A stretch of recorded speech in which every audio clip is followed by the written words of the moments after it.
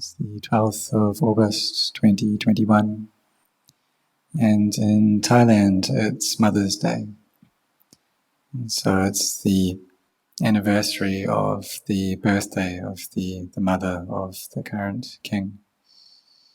And so we recollect the goodness of our mother and also the goodness of the Queen Mother, the kindness and compassion that she always has in her heart for the people of Thailand. And this is extended from the past right until this present day, and helping out the people in many ways, supporting Buddhism, helping to care for monks who are ill, and always having this kindness and compassion towards the people of Thailand. And so as Thai people, we can think about her goodness, recollect her goodness, the mother of this land, that we can stay together in harmony in this present day is due in part to her goodness. And so we can consider that we're able to be born is due to the fact that we have a mother and a father, we have parents. And so we rely on them in the womb, as a young child, as a baby, we rely upon our mother.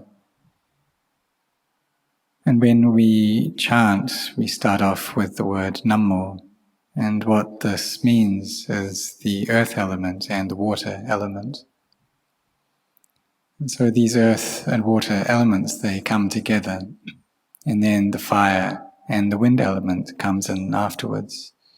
And the mind then arrives and takes residence in this body, and then attaches to it as me and mine. And when we have this attachment to me and mine, then we'll have our mother and our father as well. And when we have our mother and father, then we also have their goodness that they give to us. And as such, we need to repay that goodness as best as we can do. In terms of worldly ways, this means to study well. It means that we go out to work and we do our occupations well. And so we try to find the opportunity to repay this goodness that they have given us, and try to live our lives well, and to not use this life in any bad way, to not kind of be degenerate or do anything harmful. And so the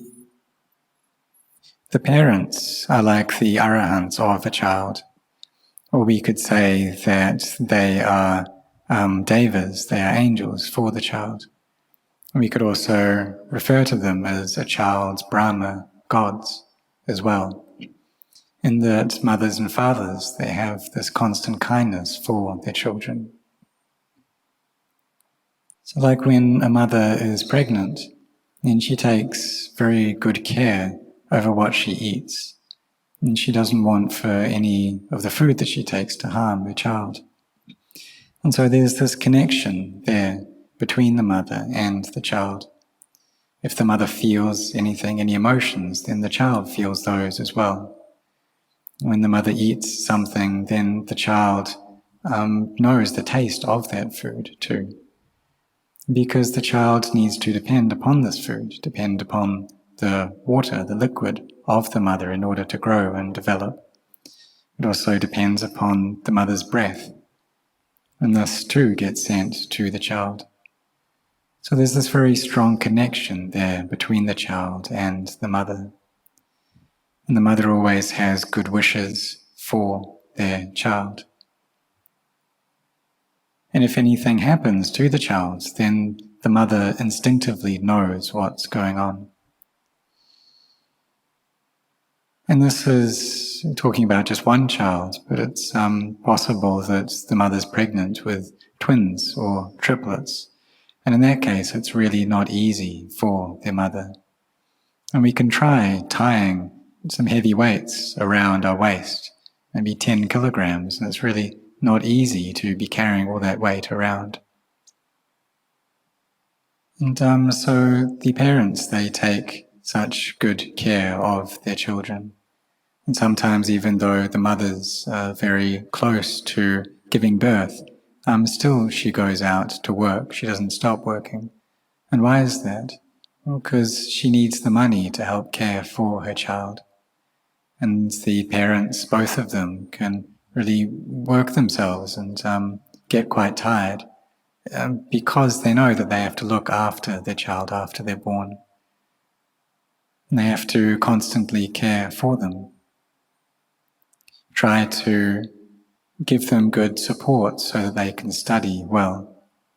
And try to find a place for them to stay, for them to live. Try to find money to support them while they're studying, so that they can gain knowledge, and so that they can go out and work and get a good occupation and help to develop their own lives. And so the parents are like the angels of a child, and they help the child. And the duty of the child then is to study well, to really set their hearts on their studies, and try to be foremost in something, whether that's a particular subject that they're studying, or whether it's in a sport or as an athlete, so that they have a good future ahead of them.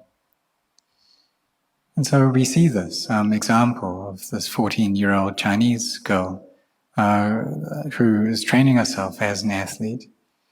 And she never went out to play with her friends. She never went out to run around. She'd never been to a playground before. And this was because her mother had got into an accident and was unwell due to that. And her father's kind of income or status wasn't very good at all. So she focused and set her heart on training in diving from a 10-meter board from the age of 7 till 14. And due to the training and all the time and effort that she put in, she was able to succeed in this and gain an Olympic gold medal. And it's really not easy to do this at all. It requires great discipline, requires great focus and effort in order to succeed in this way. But she was willing to do all of that for the sake of her mother. She's one who had these qualities of Katanyu and Katavedi, knowing and being aware of the goodness of her mother and wishing to repay that goodness as well. And so she really loved her mother, and even though she is a child, she has a very high mind, a very lofty heart, and knows the great kindness and compassion that her mother has. And so we see that if the child gains goodness, if they succeed, then the mother feels happy as well. And really they're not separate, they're one thing. That a mother loves herself and loves her child in the same way, and sometimes loves her child even more than herself, and so looks after her child to the best of her abilities. And if the child is sick, then the mother cares for her as best as she can. And if she was able to exchange her own life for her child's life to help out her child, then she would accept that, she'd take that. And so the great kindness, the great love of a mother is like this. And sometimes it's natural that the child does something wrong and misbehaves in some way, but the mother's able to always forgive their child. And whatever happens, whatever they do, they always have this love for their children, because their child is their own mother's blood and flesh. And they've got this very high, lofty love for their children, just like that of a Brahma god. They have this kindness and compassion, this sympathetic joy towards their child. And so when we chant the verses of loving kindness, the Karaniya Metta Sutta rather. We chant Mettancha Sabba Lokasming, and the passage which starts with that, it's recollecting the love of a mother. And so the Buddha, he brings up this example for us to reflect upon, for us to take, bringing up the love of a mother for her child that's in her womb. So we take this as our example and try to develop our own loving kindness in this way, just like that of a mother. So as children then, we've taken the flesh and the blood of our parents and we use this to practice. And if we gain an understanding into the Four Noble Truths, a clear understanding, then this is able to repay the goodness of our parents. But our minds, they do need to gain this knowledge into not self, into things not being me or mine. And this is really the ultimate, getting knowledge into anatta, seeing all things as being empty. There's not really anything there. But even those who gain this knowledge, they also are aware of conventions as well. And they're aware of that they still have this duty to repay the goodness, the kindness of their parents.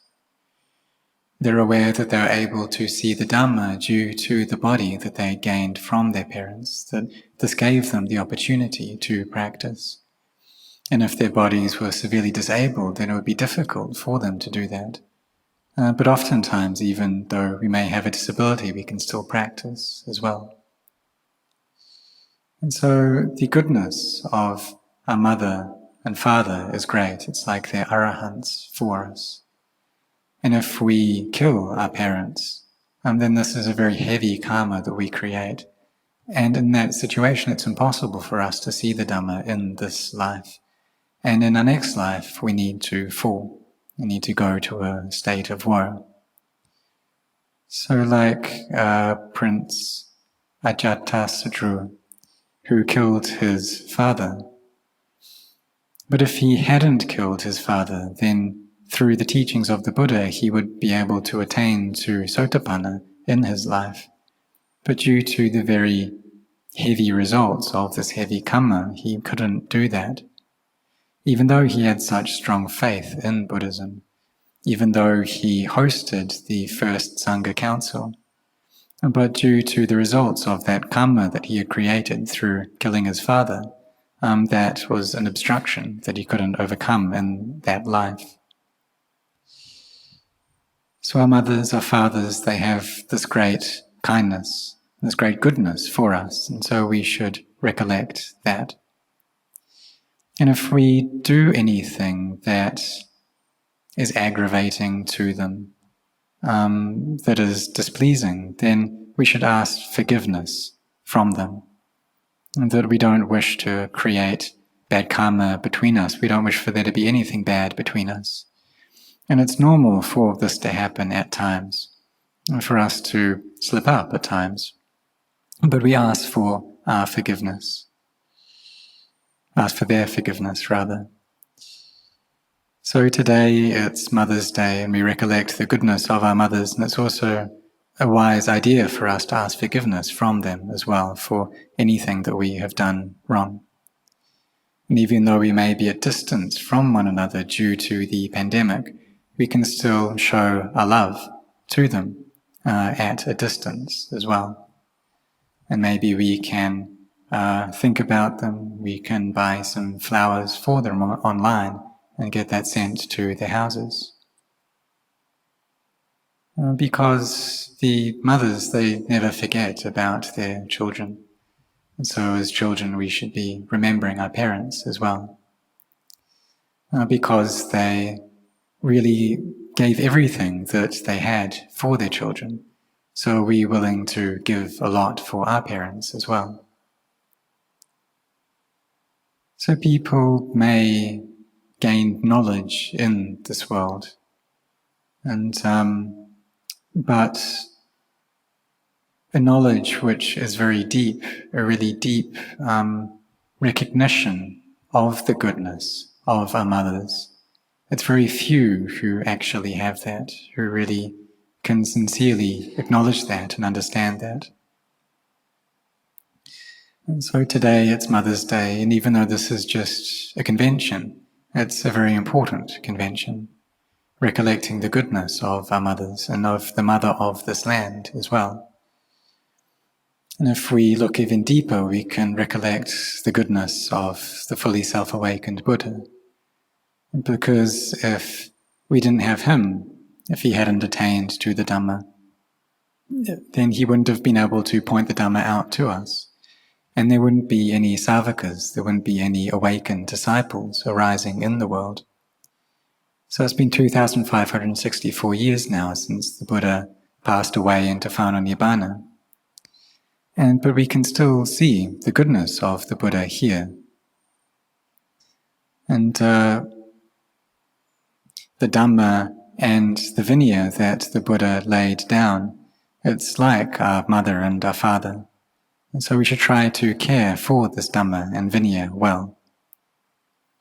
And those who see the Dhamma, they see the Buddha, and they in turn become savakas, become awakened disciples, understanding and comprehending the very deep and broad, limitless compassion of the Buddha. So if we didn't have a mother and a father, then we wouldn't be able to be born. We wouldn't have the opportunity to listen to the Dhamma, to practice the Dhamma.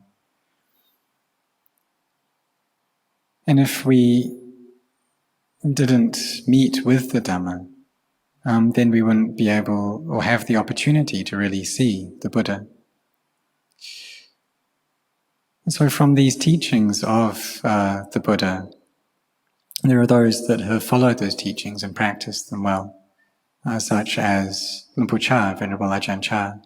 He practiced following the Dhamma and the Vinaya, the teachings of the Buddha and the discipline, the monastic code.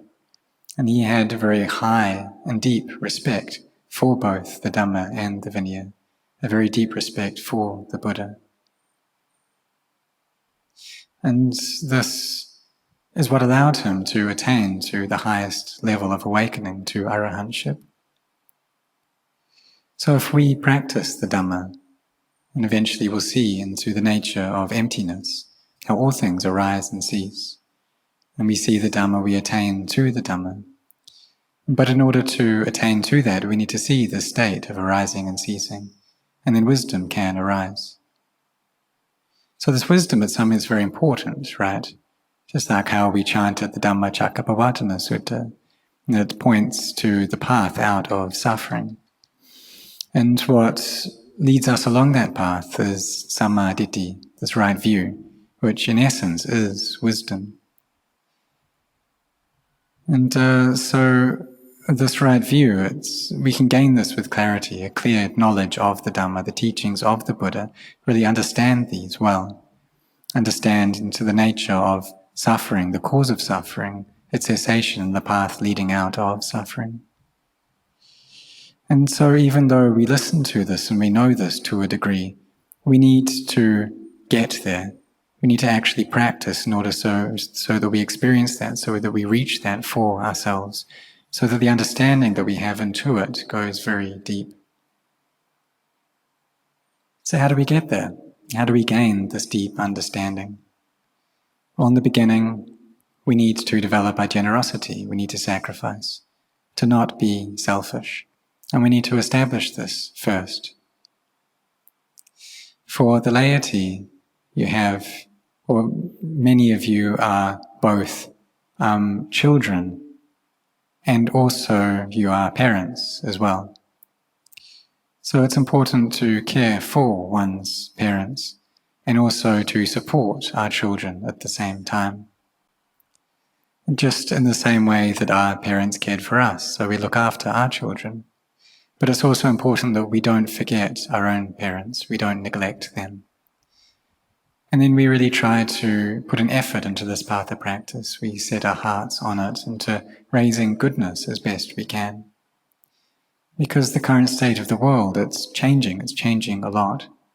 And we've all seen this. We've seen how friends, close companions become separated from each other, following causes and conditions. And no one imagined that this would happen to the world.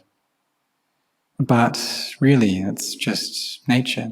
It's just nature for the world to be in this way, that it goes through its phases. So what then should we do? We should take these minds of ours and train them. We should practice well. We meditate in order for our samadhi to become well established, in order for us to walk this path of virtue collectedness and wisdom. As we all know, this is the path that leads to nibbana, the path that leads to knowledge. But we need to set our hearts on this. We need to bring up the power of our faith and really focus on this, to give it our best. To use what's left of this life that we have. And really, for most of us, it's not all that long. Very few of us will live even 50 more years. That for those who are here, that some may be as young as 20 or 30 years. So it's very unlikely that really many or anyone will live 70 more years. That if we're 30 years old now, then 70, that's 100. And so probably within 70 years, everyone here will be gone, leaving this body of ours behind in the world, just like what it was before. And these elements deteriorate, they disband, they break apart. So contemplating and reflecting in this way, really it's enough to bring up a sense of dismay, a sense of disenchantment, and also wisdom as well, seeing how things are not sure in this way. And the great teachers, the vast majority of them have passed away into Nibbana already. And there are those who were bodhisattvas and they've left this world and gone to a high deva realm. And so what should we do then? Well, we can reflect upon their lives and take them as our examples and try to live our lives in practice, following their example. And they taught us to not be heedless.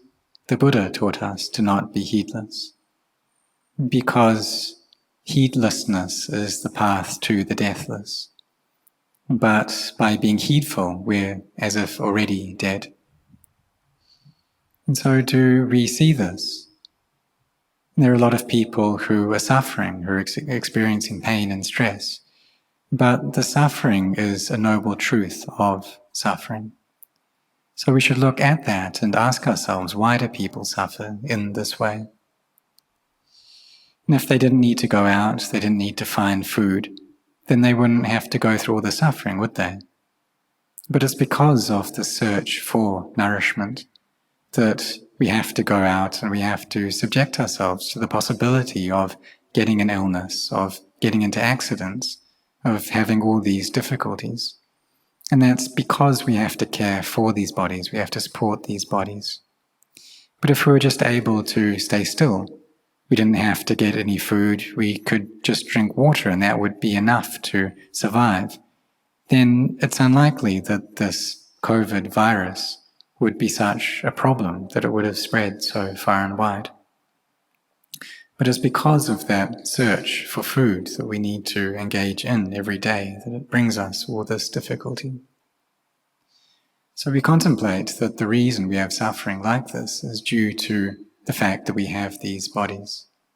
And we see that it really is a cause of suffering for us, that this body is a heap of pain, of suffering. It's a place, it's a residence for illnesses and bacteria and viruses. And so really, these germs, they do exist in other places, but they're especially fond of these bodies, some of them. because these bodies have cells, they have life, and so these germs, they want to come and stay here as well. And even though we don't invite them in, they come all the same. Even though we don't want to get sick, we still get sick. Even though we don't want to get old, we don't want to go through pain, we don't want to die, we still have to experience all of these things all the same. And so when this is the case, then if we get sick, then if we survive, then we survive. And if we don't survive, then we just have to accept that. But whatever the case, we shouldn't be heedless. That each day we chant, we meditate, we reflect upon the nature of inconstancy, stress, and not self in all material and mental things, so that this becomes apparent and clear for us. And so that through doing this, we gain true value. For the monastics, we're receiving the kindness of the Buddha, and that the laity, they wish to gain merit by making offerings to the monks. And so they support us in every way. So in response, we should complete our duties and our work to the best of our abilities through our faith, recollecting the faith of the laity who support us. And so we set our hearts and focus on this practice so that we may see and understand the nature and the state of the Dhamma. And this, in essence, is the nature of arising and ceasing. So we can ask ourselves, what is there in this world which doesn't arise and doesn't cease?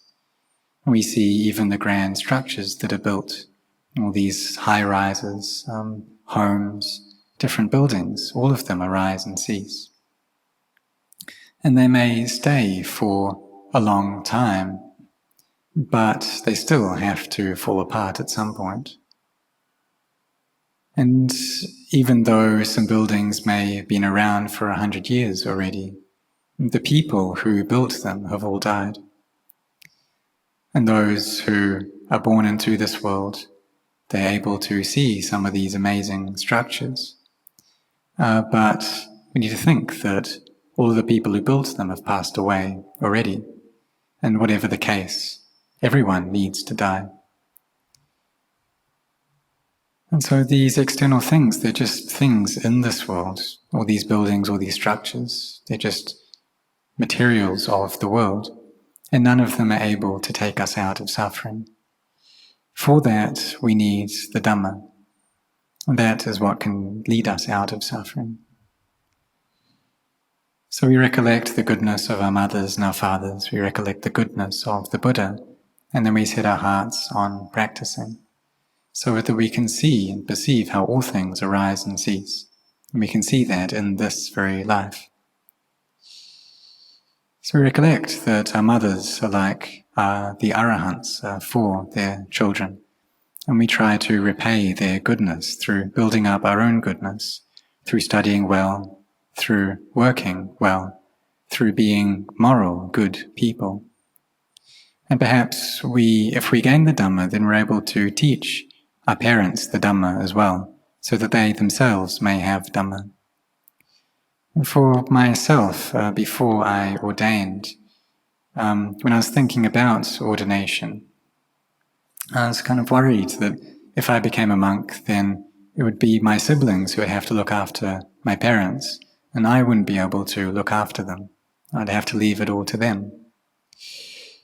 But I reflected upon a teaching of the Buddha, and how he said that even if one were to care for one's parents very well for one's whole life, that wouldn't compare to increasing the level of one's parents' morality and virtue.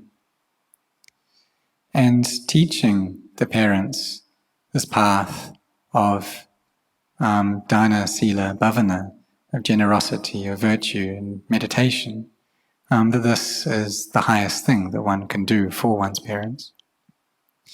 And so I ordained as a monk. And I was staying at Rinpoche's monastery in Ubon, and my mother would think of me there. And before I ordained, I'd often suggest to my mother to offer food to the monks on alms round, but she would respond that she didn't have the time. And so I would go and offer food to the monks instead. But after I ordained, my mother would go out every single morning to offer food to the monks. And so she gained the benefit of that as well. And each day she would go out. And so this actually helped her quite a lot, because there was one day that she didn't go out to offer food, and the monks, they were surprised, and so they asked about her well-being. And it turned out that she actually had some heart problems, and she'd had these problems ever since she was a child, but she just wasn't aware of them.